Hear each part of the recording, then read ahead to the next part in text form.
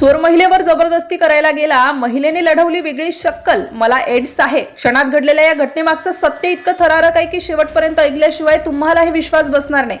रात्रीची वेळ होती, परिसर पूर्णपणे शांत झाला होता. दिवसभराची धावपळ संपल्यानंतर लोक गाढ झोपेत होते. रस्त्यांवर फारशी वर्दळ नव्हती. अधूनमधून एखाद्या कुत्र्याचा भुंकण्याचा आवाज आणि दूरवरून जाणाऱ्या वाहनांचा मंद आवाज एवढंच ऐकू येत होतं. अशा वेळी एका घरामध्ये एक महिला एकटीच होती. सर्व दरवाजे बंद करून त्या आराम करण्याच्या तयारीत होत्या. त्यांना कल्पनाही नव्हती की काही क्षणात त्यांच्या आयुष्यातील सर्वात भयानक प्रसंग समोर उभा राहणार आहे.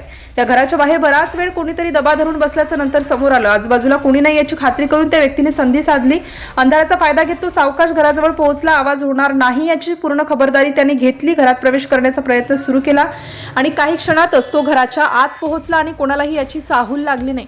महिलेला सुरुवातीला काही संशय आला नाही, मात्र घरात काहीतरी हालचाल झाल्याचा क्षीण आवाज त्यांच्या कानावर पडला. त्या काही समजून घेण्याआधी समोर अचानक एक अनोळखी व्यक्ती उभी राहिली. चेहरा पूर्णपणे स्पष्ट दिसत नव्हता. त्या व्यक्तीच्या हालचाली पाहून ती चोरीच्या उद्देशाने घरात शिरल्याचं स्पष्ट झालं होतं. पण पुढच्या काही क्षणात त्याचा हेतू फक्त चोरीपुरता मर्यादित नसल्याचं लक्षात आलं. महिलेने आरडाओरडा करण्याचा प्रयत्न केला, मात्र त्या व्यक्तीने त्यांना गप्प बसवण्याचा प्रयत्न केला. परिस्थिती क्षणाक्षणाला गंभीर होत होती. त्या घरात मदतीसाठी धावून येईल असं कोणीच नव्हतं. बाहेरही पूर्ण शांतता होती. प्रत्येक सेकंद महिलेसाठी अत्यंत महत्त्वाचा ठरत होता.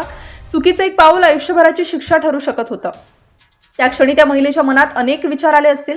स्वतःचा जीव वाचवायचा की समोरच्या व्यक्तीला कसं थांबवायचं? हातात कोणतेही शस्त्र नव्हतं. शारीरिक ताकदीने सामना करणं शक्य नव्हतं. पण संकटाच्या वेळी अनेकदा बुद्धीचं सर्वात मोठं शस्त्र ठरते आणि नेमकं तसंच त्या महिलेने केलं.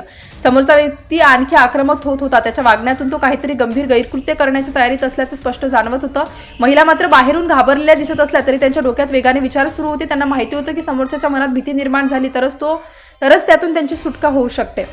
अचानक त्या महिलेने एक वाक्य उच्चारलं. त्या शब्दाचा अर्थ काय आहे हे ऐकताच समोरचा माणूस काही क्षणांसाठी जागेवर थबकला. त्याच्या चेहऱ्यावरचा आत्मविश्वास एका क्षणात गायब झाला. तो गोंधळला. काही क्षणांपूर्वी जो व्यक्ती पूर्णपणे आक्रमक होता तो अचानक मागे सरकू लागला.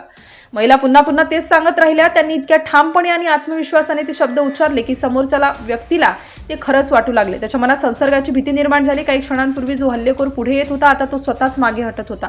क्षणभरात संपूर्ण परिस्थिती उलटी झाली. महिलेवर दबाव आणणारा तो व्यक्ती आता स्वतःच घाबरलेला दिसत होता. त्याने पुन्हा त्या महिलेजवळ जाण्याचं धाडस केलं नाही. उलट शक्य तितक्या लवकर त्या घरातून बाहेर पडण्याचा प्रयत्न करू लागला. महिलेने दाखवलेल्या प्रसंगावधानाने त्याचा संपूर्ण डाव कोलमडून पडला. तो घराबाहेर पडला, पण जाताना आणखी विचित्र प्रकार करून गेला. घराच्या दरवाजाला बाहेरून कडी लावून त्याने घटनास्थळावरून पळ काढला. कदाचित महिला लगेच बाहेर येऊ नयेत किंवा मदत मागू नयेत म्हणून त्याने हे केलं असावं, पण त्याला माहित नव्हतं की महिलेकडे अजूनही मदत मिळवण्याचा मार्ग शिल्लक होता. दरवाजा उघडता येत नसला तरी महिलेकडे मोबाईल होता. त्यांनी विलंब न करता आपल्या शेजाऱ्यांना फोन केला. घाबरलेल्या आवाजात त्यांनी घडलेला प्रकार सांगितला. काही मिनिटात शेजारी घटनास्थळी पोहोचले. त्यांनी बाहेरून लावलेली कडी काढली आणि महिलेला सुरक्षित बाहेर काढलं. महिलेची अवस्था पाहून शेजाऱ्यांनाही धक्का बसला. ते स्पष्टपणे हादरल्या होत्या, मात्र त्यांनी धैर्य न सोडता संपूर्ण घटना सर्वांना सांगितली. त्यानंतर तातडीने पोलिसांशी संपर्क साधण्यात आला. हा प्रकार साधा नव्हता, त्यामुळे प्रत्येक मिनिट महत्त्वाचा ठरत होता.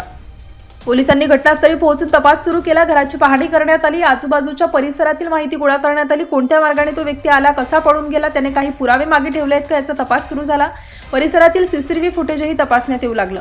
तपासादरम्यान पोलिसांना समजलं की पीडित महिला अनेक वर्षांपासून त्या परिसरात वास्तव्यास आहेत. त्यांचा मुलगा आणि सून कामानिमित्त परदेशात राहत असल्याने त्या घरात एकट्याच राहत होत्या.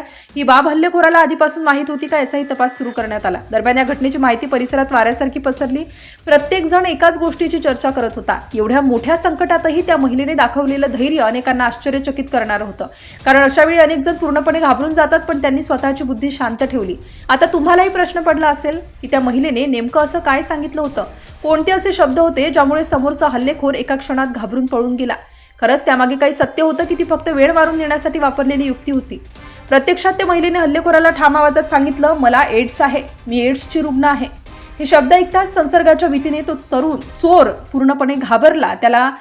तात्काळ त्याने माघार घेतली, घराबाहेर पडला आणि दरवाजाला बाहेरून कडी लावून घटनास्थळावरून त्याने पळ काढला. नंतर महिलेने शेजाऱ्यांना फोन करून मदत मागितली आणि पोलिसात तक्रार दाखल केली. या प्रकरणी पोलिसांनी अज्ञात आरोपी विरोधात संबंधित कायद्यानुसार गुन्हा दाखल करून त्याचा शोध सुरू केला. तो फरार असून त्याला पकडण्यासाठी विविध पथके काम करत आहेत. तपासादरम्यान परिसरातील पुरावे आणि सीसीटीव्ही फुटेजच्या आधारे आरोपीपर्यंत पोहोचण्याचा प्रयत्न सुरू आहेत. या घटनेतून एक महत्त्वाचा धडा मिळतो. संकट कितीही मोठं असलं तरी प्रसंगावधान, धैर्य आणि योग्य वेळी घेतलेला निर्णय अनेकदा जीव वाचवू शकतो. मात्र यासोबतच हेही लक्षात ठेवणं आवश्यक आहे की HIV किंवा एड्स बाबत समाजात अनेक गैरसमज आहेत। या प्रकरणात महिलेने भीती निर्माण करण्यासाठी त्या आजाराचं नाव वापरलं, याचा अर्थ त्या आजाराबद्दल चुकीच्या समजुती पसरवणं योग्य नाही। या संपूर्ण घटनेत सर्वात महत्त्वाची गोष्ट म्हणजे त्या महिलेने अत्यंत धैर्याने स्वतःचा जीव आणि सन्मान वाचवला आणि त्याच धैर्याचा सर्वत्र कौतुक होत आहे।